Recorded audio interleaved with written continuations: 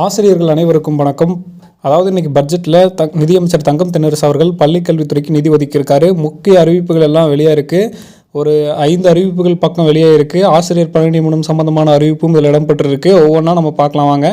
முதல் அறிவிப்பு பார்த்தீங்கன்னா, பெற்றோர் இருவரையும் இழந்த 50,000 குழந்தைகளுக்கு 18 வயது வரை மாதந்தோறும் ரூபாய் 2,000 வழங்கப்படும் அப்படிங்கிற ஒரு அறிவிப்பு நிதியமைச்சர் இன்னைக்கு நிதிநிலை அறிக்கையில் பட்ஜெட் தாக்கல் பண்ணும்போது சொல்லியிருக்காரு சட்டமன்றத்தில்.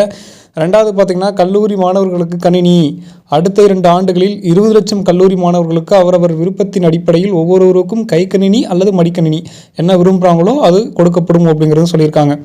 மூணாவது பார்த்தீங்கன்னா, 40,000 அரசு பணியிடங்கள் நிரப்பப்படும். மிக முக்கியமான ஒரு நியூஸ் இதுதான். 40,000 அரசு பணியிடங்கள் கவர்மெண்ட் போஸ்டிங்கை ஃபில் பண்ணுவோம் அப்படின்னு சொல்லியிருக்காங்க. அது மொத்தமாக சொல்லியிருக்கிறாங்க, ஆசிரியர் பணியிடம் மட்டும் கிடையாது. அடுத்தது பார்த்தீங்கன்னா, மாணவர்களின் கல்வித்திறனை ஊக்குவிக்க நடவடிக்கை.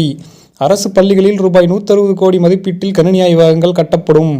அரசு பள்ளிகளில் திறன்மிகு வகுப்பறைகள் அமைக்க ரூபாய் 65 கோடி ஒதுக்கீடு. அரசு பள்ளிகள் கட்டமைப்பை மேம்படுத்த ரூபாய் 1000 கோடி. ஆசிரியர் தேர்வு வாரியம் மூலம் புதிய ஆசிரியர்கள் நியமனம். முக்கியமான விஷயம் இதுதான். ஆசிரியர் தேர்வு வாரியம் மூலம் புதிய ஆசிரியர்கள் நியமிக்கப்படுவார்கள் அப்படிங்கிறது சொல்லியிருக்காங்க.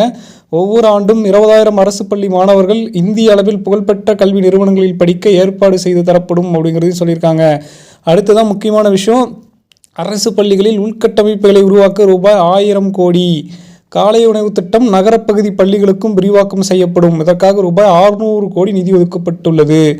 அடுத்தது பார்த்தீங்கன்னா, ரூபாய் 120 கோடியில் 2000 பள்ளிகளில் கணினி ஆய்வகங்கள். 1721 முதுகலை ஆசிரியர்கள், 841 பட்டதாரி ஆசிரியர்கள் விரைவில் பணி நியமனம் செய்யப்படுவார். இதுக்கான அறிவிப்பு விரைவில் வெளியாகும் அப்படிங்கிறதையும் சொல்லியிருக்காங்க. முக்கியமான விஷயம் இதுதான். 1721 முதுநிலை ஆசிரியர்களும் 841 பட்டதாரி ஆசிரியர்களும் விரைவில் பணி நியமனம் செய்யப்படுவார் அப்படிங்கிறது சொல்லியிருக்காங்க. பட் வேக்கன்சி லெவல் பார்த்திங்கன்னா ரொம்ப கம்மியாக தான் இருக்குது. பட் இதுதான் சொல்லியிருக்காங்க. அடுத்தது பார்த்திங்கன்னா, இருமொழி கொள்கையை தொடர்ந்து பின்பற்றுவதால் சர்வதேச அளவில் தமிழர்கள் தடம் பதிக்கின்றன அப்படின்னு சொல்லிட்டு நிதியமைச்சர் தங்கம் தென்னரசு அவர்கள் இன்னைக்கு பார்த்தீங்கன்னா தமிழக பட்ஜெட் அறிவிக்கும் போது சொல்லியிருக்காரு. இன்னொரு விஷயம் என்னன்னா, சமநிலை தவறாமல் வழிநடத்துவோம்ங்கிறது சொல்லியிருக்காரு. இது இந்தியாவில் 2வது பெரிய பொருளாதாரம் கொண்ட மாநிலம் தமிழ்நாடு. எத்தனை தடைகள் வந்தாலும் தமிழ்நாட்டை சமநிலை தவறாமல் வழிநடத்துவோம் அப்படின்னு சொல்லியிருக்காரு. இது உண்மையான விஷயம் தான். இந்தியா லெவலில் பார்த்தோன்னா 2வது பெரிய பொருளாதாரம் கொண்ட மாநிலம் அப்படின்னு பார்க்கும்போது தமிழ்நாடு தான் சொல்லியிருக்காரு. அதே மாதிரி எத்தனை தடைகள் வந்தாலும் தமிழ்நாட்டை சமநிலை தவறாமல் வழிநடத்துவோம் அப்படின்னு சொல்லியிருக்காரு. நாட்டோட ஜிடிபியில் கான்ட்ரிபியூஷன் பண்ணுறதுல தமிழ்நாடு 2வது இடத்துல மிகப்பெரிய பங்கு வகிக்குது அப்படிங்கிறதும் உண்மையான விஷயம். மேலும் இது மாதிரியான டிஆர்பி மற்றும் பள்ளிக்கல்வித்துறை சார்ந்த உடனடி தகவல்கள் மற்றும் அப்டேட்டுகளுக்கு நம்ம சேனலோடு இணைந்திருங்கள். நன்றி.